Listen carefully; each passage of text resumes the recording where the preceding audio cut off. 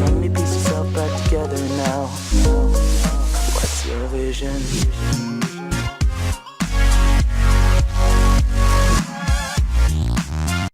Shock. CIA officer exposes Clinton charity fraud as biggest scandal in U.S. history.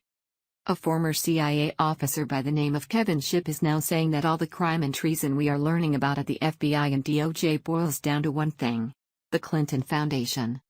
Shipp goes on to explain that Hillary Clinton was actually running a global financial crime syndicate where she was using secret servers to conduct a foundation money laundering business.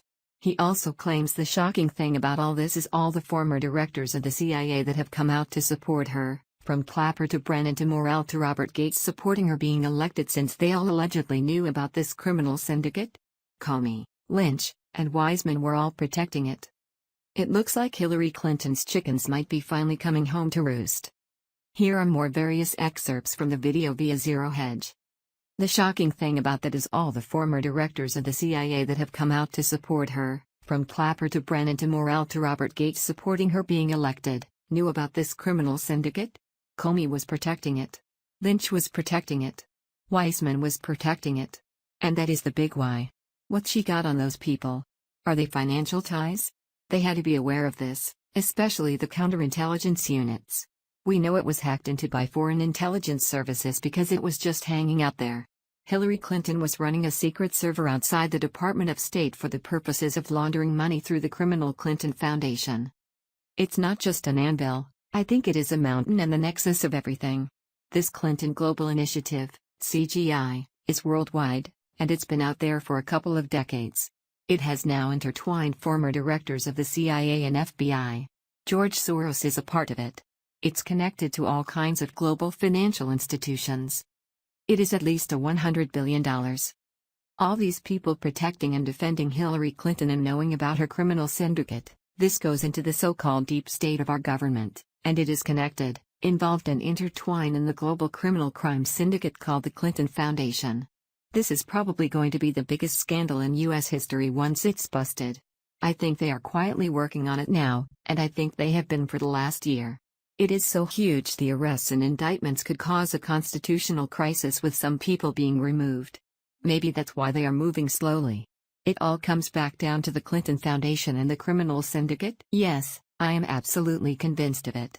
George Soros gave $30 million to Obama's campaign. Then he gave $27.1 million to Hillary Clinton's campaign. Both Obama and Clinton are tied directly into George Soros. Obama was put into office with millions of dollars that came out of nowhere. Yes, he's part of this cabal. Yes, he's part of this global syndicate, and in my opinion, the subversion of our government. Could you imagine if senior DOJ officials were arrested, some congressmen and senators were arrested and other government officials were arrested on charges and walked out of office? That's the constitutional crisis I am talking about. Those kind of high-level arrests would shake up this nation. It would be huge, and that's why it has taken so long and methodical in doing this. What begs to ask the most important question is, what she got on those people? Are they financial tied? Since Shipp claims they all had to be aware of this, especially the counterintelligence units. They all know it was hacked into by foreign intelligence services because it was just sitting there unprotected, just like the secret server that Hillary Clinton was running outside the Department of State for the purposes of laundering money through the criminal Clinton Foundation.